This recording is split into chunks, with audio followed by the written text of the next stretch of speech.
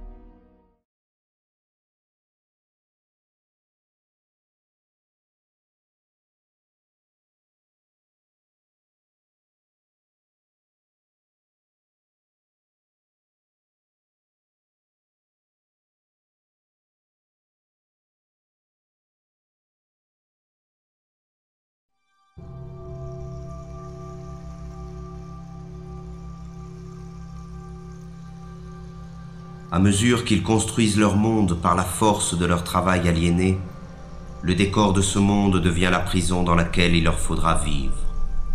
Un monde sordide, sans saveur ni odeur, qui porte en lui la misère du mode de production dominant. Ce décor est en perpétuelle construction. Rien n'y est stable. La réflexion permanente de l'espace qui nous entoure trouve sa justification dans l'amnésie généralisée et l'insécurité dans lesquelles doivent vivre ses habitants. Il s'agit de tout refaire à l'image du système. Le monde devient tous les jours un peu plus sale et bruyant, comme une usine. Chaque parcelle de ce monde est la propriété d'un État ou d'un particulier. Ce vol social, qu'est l'appropriation exclusive du sol, se trouve matérialisé dans l'omniprésence des murs, des barreaux, des clôtures, des barrières et des frontières. Ils sont la trace visible de cette séparation qui envahit tout. Mais parallèlement, l'unification de l'espace selon les intérêts de la culture marchande est le grand objectif de notre triste époque. Le monde doit devenir une immense autoroute, rationalisée à l'extrême, pour faciliter le transport des marchandises. Tout obstacle, naturel ou humain, doit être détruit. L'habitat dans lequel s'entasse cette masse servile est à l'image de leur vie. Il ressemble à des cages, à des prisons, à des cavernes. Mais contrairement aux esclaves ou aux prisonniers, l'exploité des temps modernes doit payer sa cage.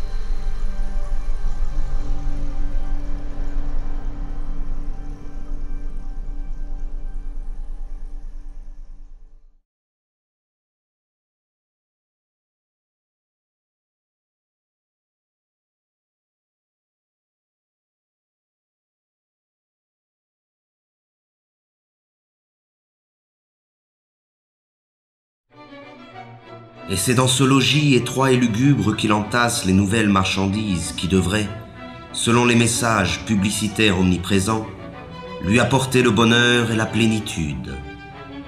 Mais plus il accumule des marchandises, et plus la possibilité d'accéder un jour au bonheur s'éloigne de lui.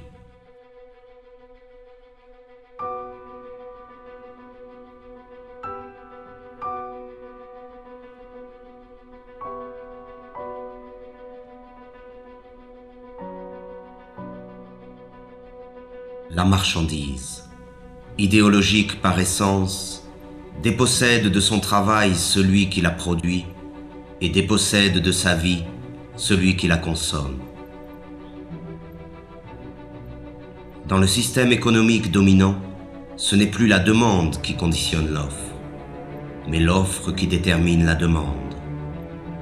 C'est ainsi que de manière périodique, de nouveaux besoins sont créés qui sont vite considérés comme des besoins vitaux par l'immense majorité de la population.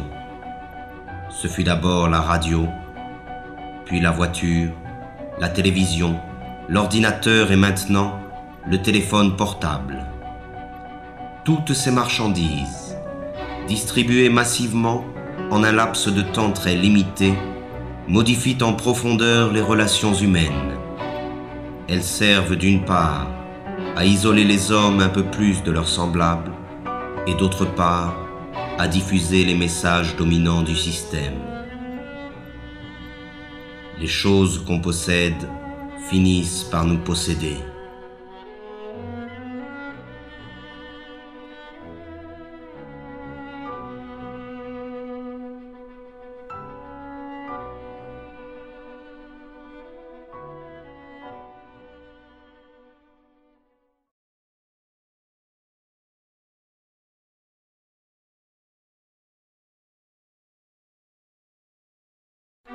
Mais c'est encore lorsqu'il s'alimente que l'esclave moderne illustre le mieux l'état de décrépitude dans lequel il se trouve.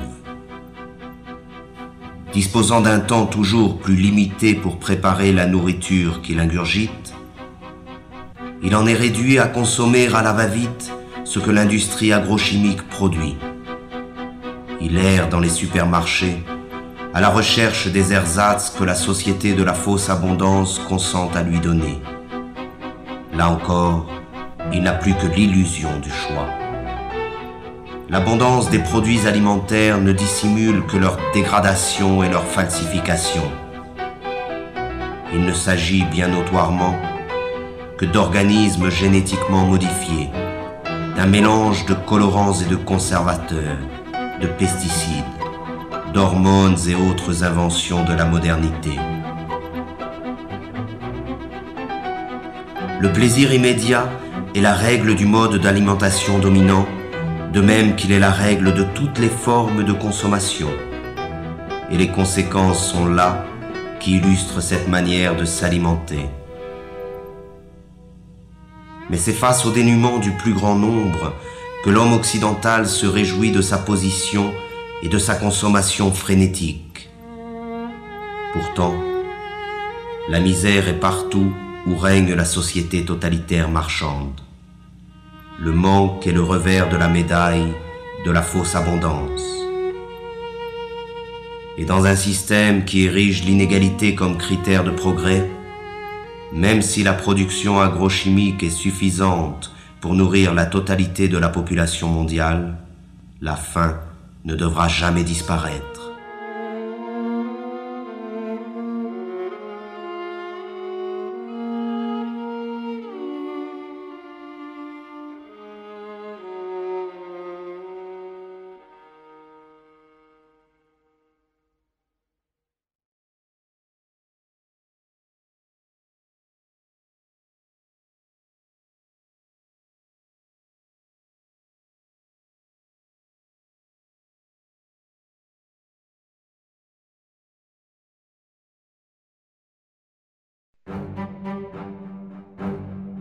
L'autre conséquence de la fausse abondance alimentaire est la généralisation des usines concentrationnaires et l'extermination massive et barbare des espèces qui servent à nourrir les esclaves. Là se trouve l'essence même du mode de production dominant. La vie et l'humanité ne résistent pas face au désir de profit de quelques-uns.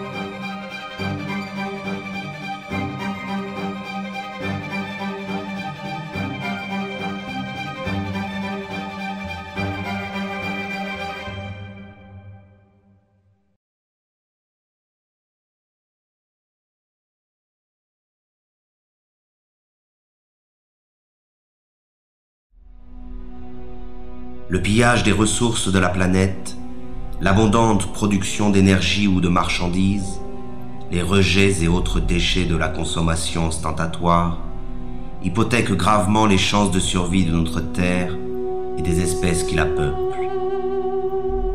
Mais pour laisser libre cours au capitalisme sauvage, la croissance ne doit jamais s'arrêter. Il faut produire, produire et reproduire encore.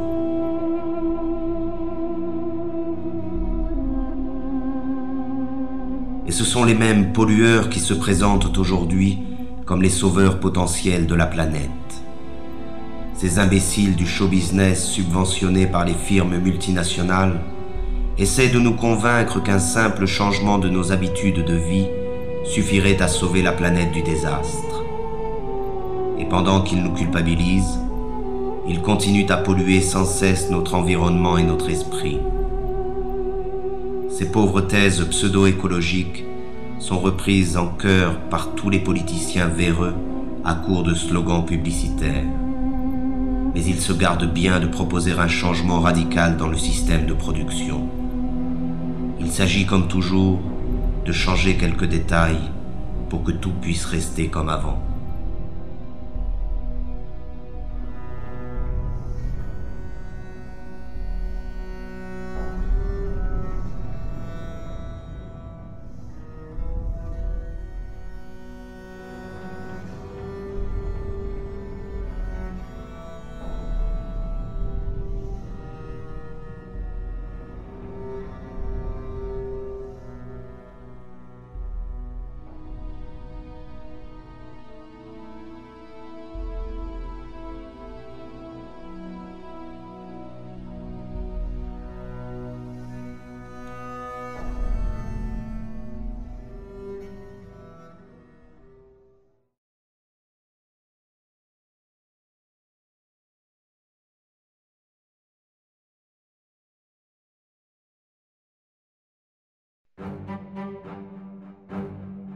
Mais pour rentrer dans la ronde de la consommation frénétique, il faut de l'argent. Et pour avoir de l'argent, il faut travailler, c'est-à-dire se vendre. Le système dominant a fait du travail sa principale valeur.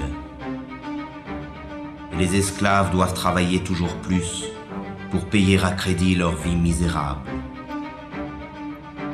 Ils s'épuisent dans le travail, perdent la plus grande part de leur force vitale et subissent les pires humiliations. Ils passent toute leur vie à une activité fatigante et ennuyeuse pour le profit de quelques-uns. L'invention du chômage moderne est là pour les effrayer et les faire remercier sans cesse le pouvoir de se montrer généreux avec eux. Que pourraient-ils bien faire sans cette torture qu'est le travail? Et ce sont ces activités aliénantes que l'on présente comme une libération. Quelle déchéance et quelle misère!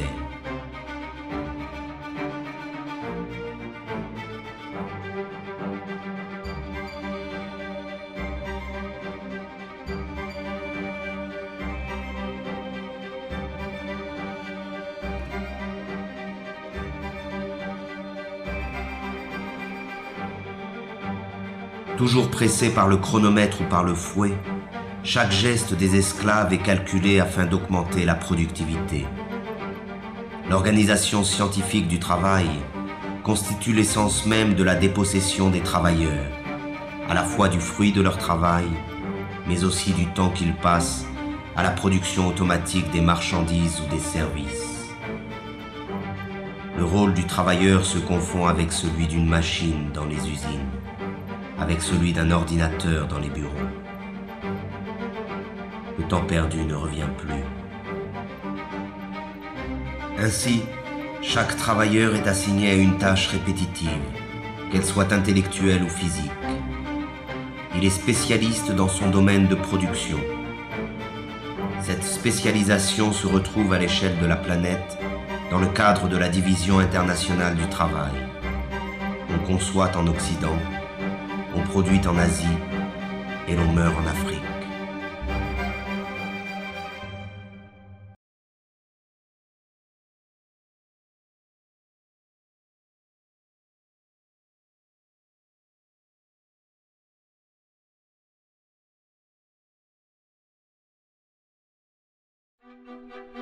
L'esclave moderne aurait pu se contenter de sa servitude au travail. Mais à mesure que le système de production colonise tous les secteurs de la vie, le dominé perd son temps dans les loisirs, les divertissements et les vacances organisées.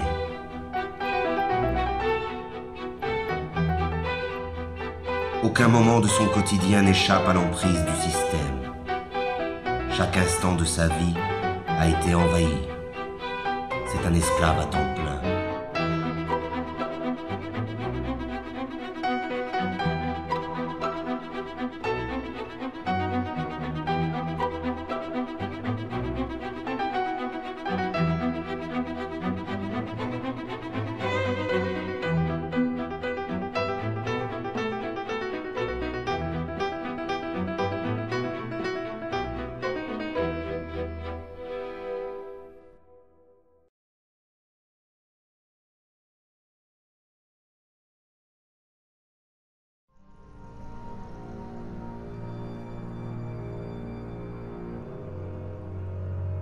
La dégradation généralisée de son environnement, de l'air qu'il respire et de la nourriture qu'il consomme, le stress de ses conditions de travail et de l'ensemble de sa vie sociale sont à l'origine des nouvelles maladies de l'esclave moderne.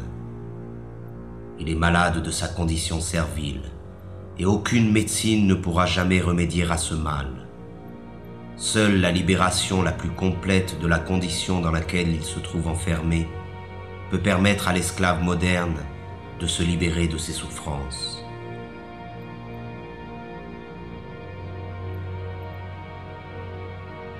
La médecine occidentale ne connaît qu'un remède face aux maux dont souffrent les esclaves modernes, la mutilation. C'est à base de chirurgie, d'antibiotiques ou de chimiothérapie que l'on traite les patients de la médecine marchande. On s'attaque aux conséquences du mal sans jamais en chercher la cause. Cela se comprend autant que cela s'explique. Cette recherche nous conduirait inévitablement vers une condamnation sans appel de l'organisation sociale dans son ensemble.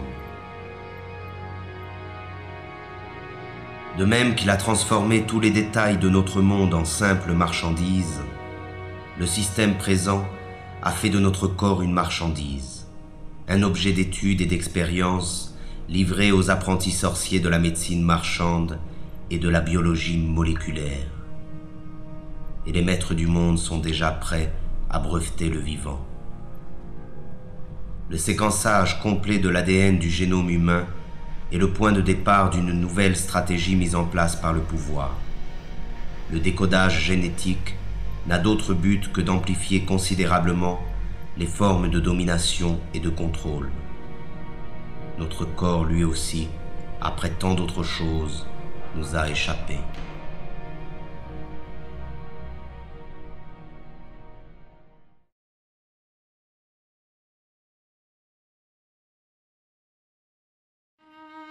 Le meilleur de sa vie lui échappe, mais il continue, car il a l'habitude d'obéir depuis toujours. L'obéissance est devenue sa seconde nature. Il obéit sans savoir pourquoi, simplement parce qu'il sait qu'il doit obéir. Obéir, produire et consommer, voilà le triptyque qui domine sa vie. Il obéit à ses parents, à ses professeurs, à ses patrons, à ses propriétaires, à ses marchands. Il obéit à la loi et aux forces de l'ordre.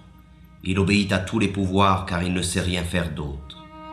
La désobéissance l'effraie plus que tout, car la désobéissance, c'est le risque, l'aventure, le changement. Mais de même que l'enfant panique lorsqu'il perd de vue ses parents, l'esclave moderne est perdu sans le pouvoir qui l'a créé. Alors il continue d'obéir.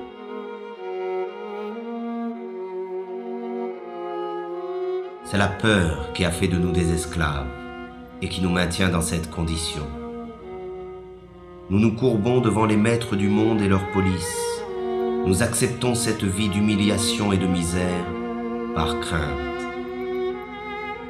Nous disposons pourtant de la force du nombre face à cette minorité qui gouverne.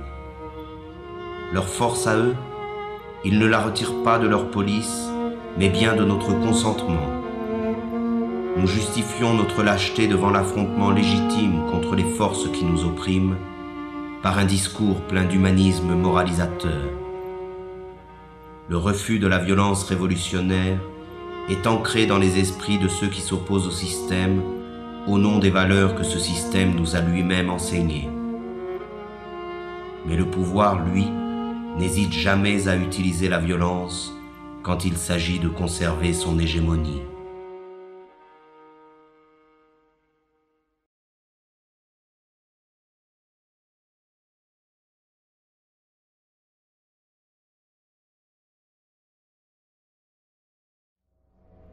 Pourtant, il y a encore des individus qui échappent au contrôle des consciences, mais ils sont sous surveillance.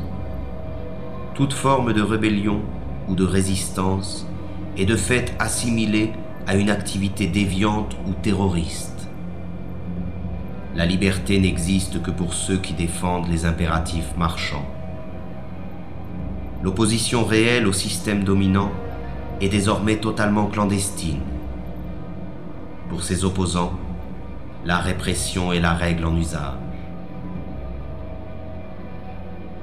Et le silence de la majorité des esclaves face à cette répression trouve sa justification dans l'aspiration médiatique et politique à nier le conflit qui existe dans la société réelle.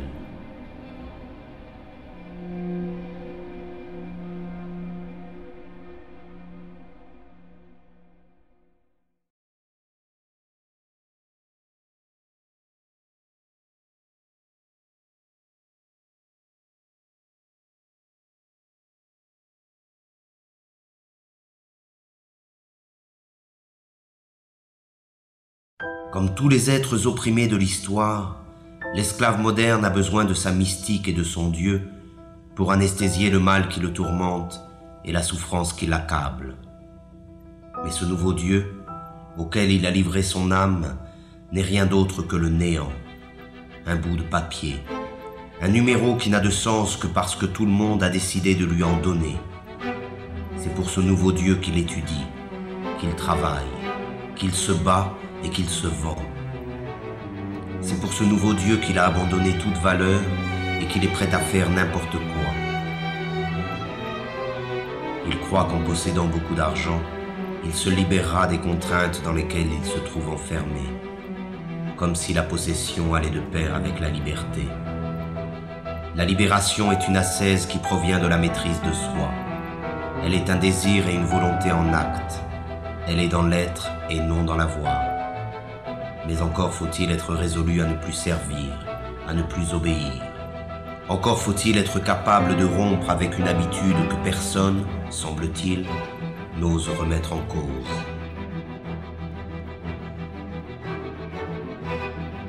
Or, l'esclave moderne est persuadé qu'il n'existe pas d'autre alternative à l'organisation du monde présent. Il s'est résigné à cette vie car il pense qu'il ne peut y en avoir d'autre. Et c'est bien là que se trouve la force de la domination présente. Entretenir l'illusion que ce système, qui a colonisé toute la surface de la Terre, est la fin de l'histoire.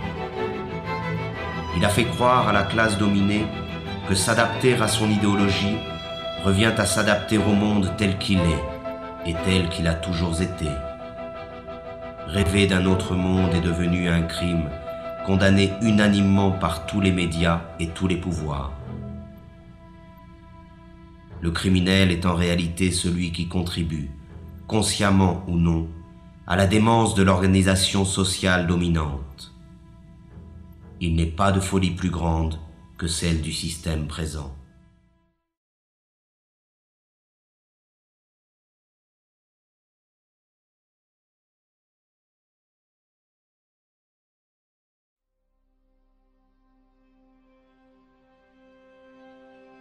Devant la désolation du monde réel, il s'agit pour le système de coloniser l'ensemble de la conscience des esclaves. C'est ainsi que dans le système dominant, les forces de répression laissent progressivement place à la dissuasion, qui dès la plus petite enfance accomplit son œuvre de formation des esclaves. Ils doivent oublier leurs conditions serviles, leur prison et leur vie misérable. Il suffit de voir cette foule hypnotique connectée devant tous les écrans qui accompagnent leur vie quotidienne.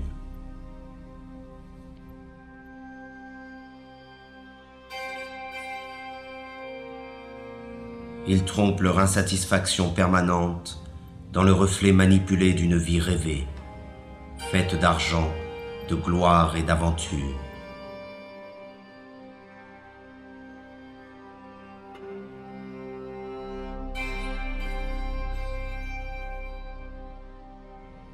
Mais leurs rêves sont tout aussi affligeants que leur vie misérable.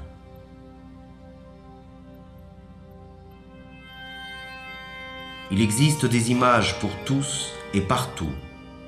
Elles portent en elles le message idéologique de la société moderne et servent d'instruments d'unification et de propagande. Elles croissent à mesure que l'homme est dépossédé de son monde et de sa vie.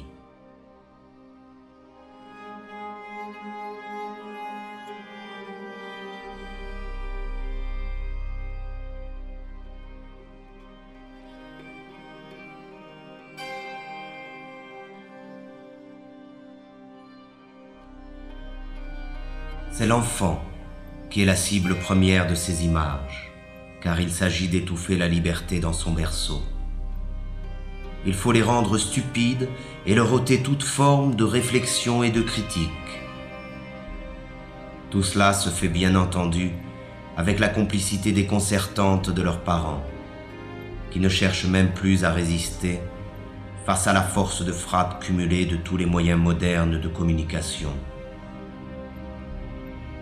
Ils achètent eux-mêmes toutes les marchandises nécessaires à l'asservissement de leur progéniture. Ils se dépossèdent de l'éducation de leurs enfants et la livrent en bloc au système de l'abrutissement et de la médiocrité. Il y a des images pour tous les âges et pour toutes les classes sociales. Et les esclaves modernes confondent ces images avec la culture et parfois même avec l'art. On fait appel aux instincts les plus sordides pour écouler les stocks de marchandises. Et c'est encore la femme, doublement esclave dans la société présente, qui en paie le prix fort. Elle en est réduite à être un simple objet de consommation. La révolte elle-même est devenue une image que l'on vend pour mieux en détruire le potentiel subversif. L'image est toujours aujourd'hui la forme de communication la plus simple et la plus efficace. On construit des modèles, on abrutit les masses, on leur ment, on crée des frustrations. On diffuse l'idéologie marchande par l'image, car il s'agit encore et toujours du même objectif, vendre des modes de vie ou des produits, des comportements ou des marchandises, peu importe, mais il faut vendre.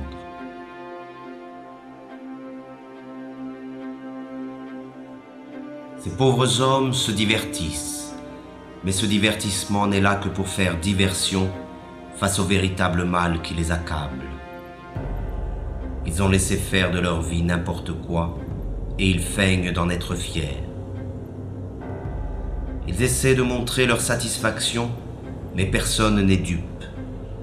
Ils n'arrivent même plus à se tromper eux-mêmes lorsqu'ils se retrouvent face au reflet glacé du miroir.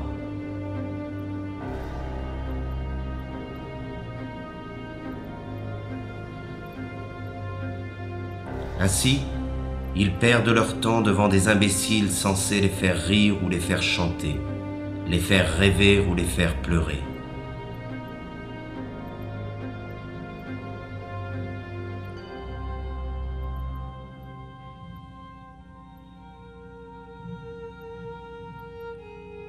On mime à travers le sport médiatique les succès et les échecs, les forces et les victoires que les esclaves modernes ont cessé de vivre dans leur propre quotidien. Leur insatisfaction les incite à vivre par procuration devant leur poste de télévision.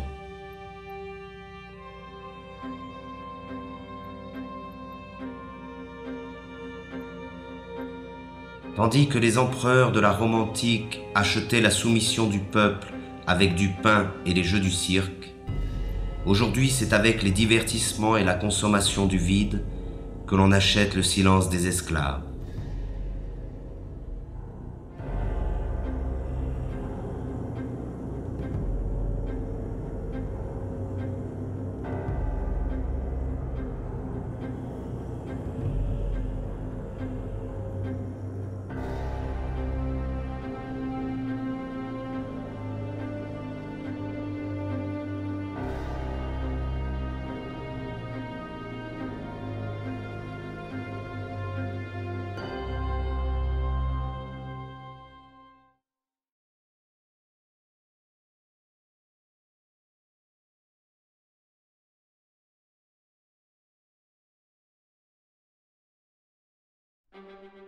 La domination sur les consciences passe essentiellement par l'utilisation viciée du langage par la classe économiquement et socialement dominante.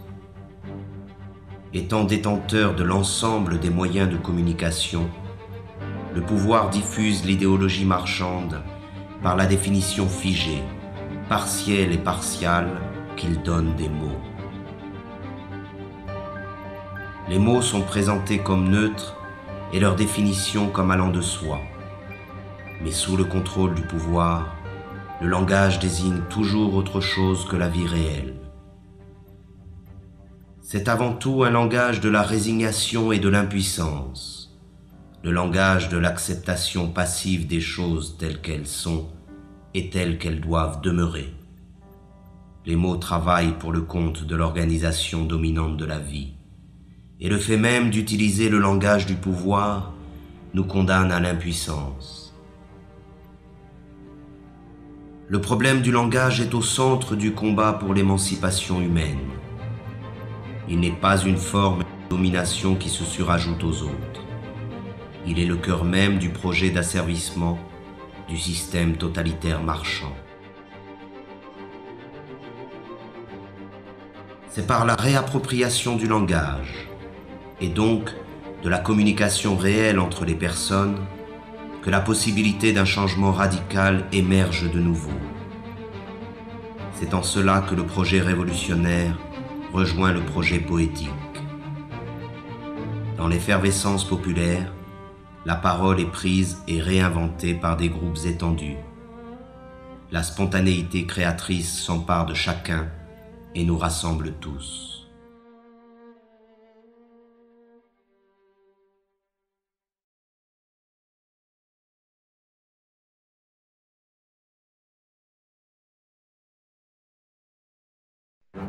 Pourtant, les esclaves modernes se pensent toujours citoyens. Ils croient voter et décider librement qui doit conduire leurs affaires, comme s'ils avaient encore le choix. Ils n'en ont conservé que l'illusion.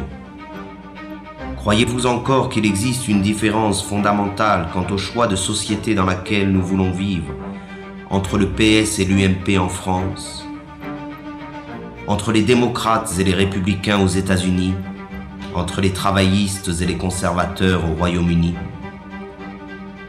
Il n'existe pas d'opposition car les partis politiques dominants sont d'accord sur l'essentiel, qui est la conservation de la présente société marchande. Il n'existe pas de parti politique susceptible d'accéder au pouvoir qui remettent en cause le dogme du marché. Et ce sont ces partis qui, avec la complicité médiatique, monopolisent l'apparence. Ils se chamaillent sur des points de détail pourvu que tout reste en place. Ils se disputent pour savoir qui occupera les places que leur offre le parlementarisme marchand. Ces pauvres chamailleries sont relayées par tous les médias dans le but d'occulter un véritable débat sur le choix de société dans laquelle nous souhaitons vivre. L'apparence et la futilité dominent sur la profondeur de l'affrontement des idées. Tout cela ne ressemble en rien, de près ou de loin, à une démocratie. La démocratie réelle se définit d'abord et avant tout par la participation massive des citoyens à la gestion des affaires de la cité. Elle est directe et participative. Elle trouve son expression la plus authentique dans l'assemblée populaire et le dialogue permanent sur l'organisation de la vie en commun. La forme représentative et parlementaire, qui usurpe le nom de démocratie, limite le pouvoir des citoyens au simple droit de vote, c'est-à-dire au néant, tant il est vrai que le choix entre gris clair et gris foncé n'est pas un choix véritable. Les sièges parlementaires sont occupés dans leur immense majorité par la classe économiquement dominante, qu'elle soit de droite ou de la prétendue gauche social-démocrate. Le pouvoir n'est pas à conquérir, il est à détruire.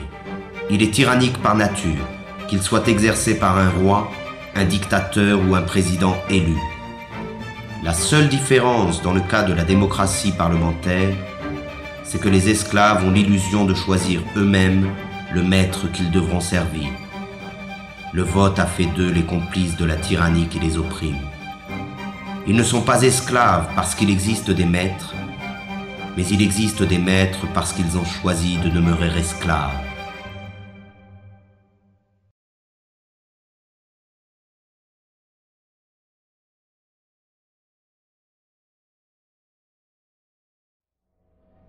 Le système dominant se définit donc par l'omniprésence de son idéologie marchande.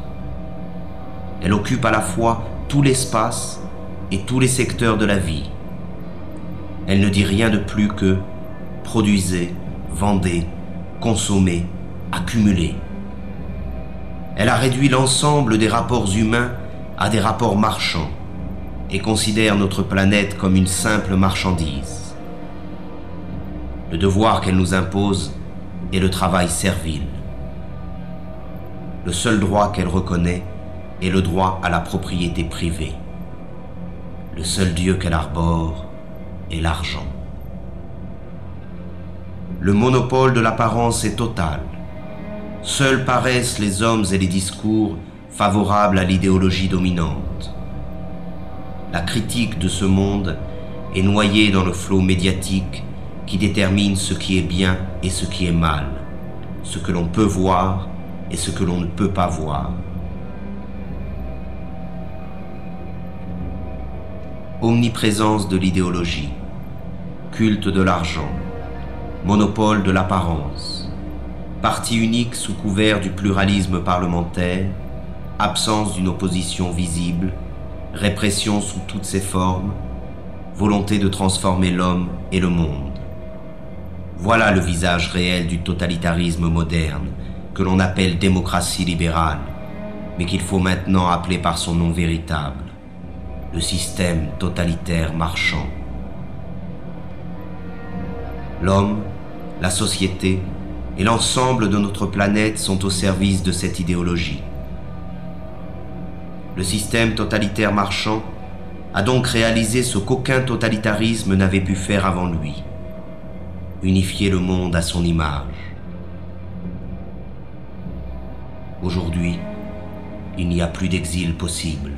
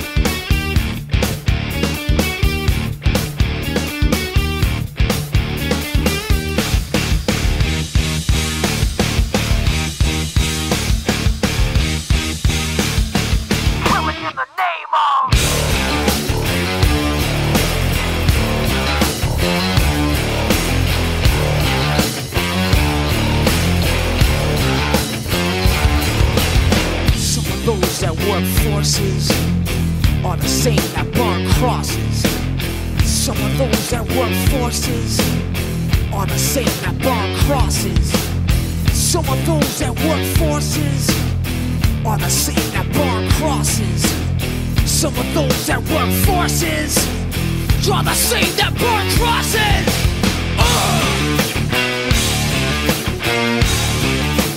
Killing in the name of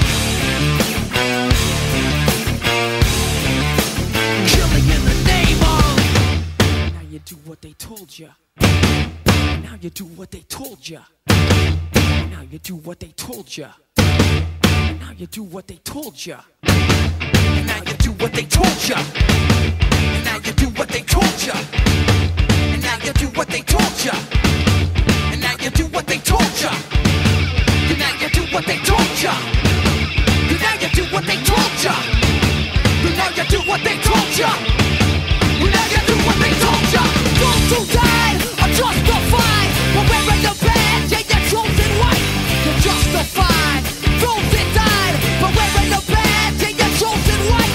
Those who died are justified for wearing the badge, yeah, you're chosen white. You're justified. Those who died for wearing the badge, yeah, you're chosen white. Some of those that work forces are the same that burn crosses. Some of those that work forces are the same that burn crosses. Some of those that work forces are the same that burn crosses. Some of those that work forces are the same that burn crosses.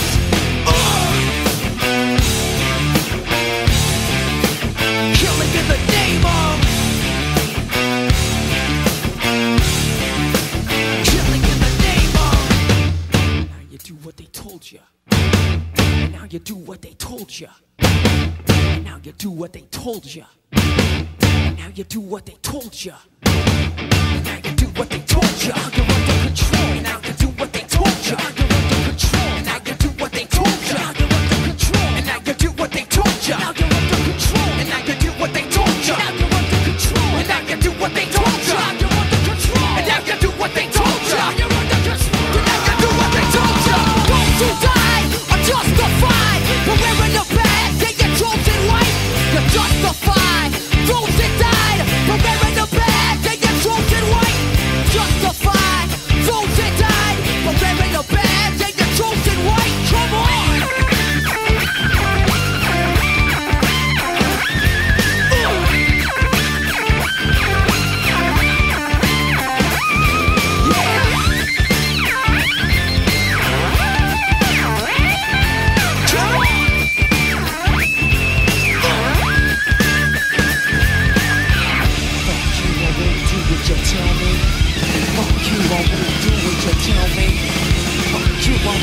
What you tell me? Fuck you, I won't do what you tell me. Fuck you, I won't do what you tell me. Fuck you, I won't do what you tell me. Fuck you, I won't do what you tell me. Fuck you, I won't do what you tell me. Fuck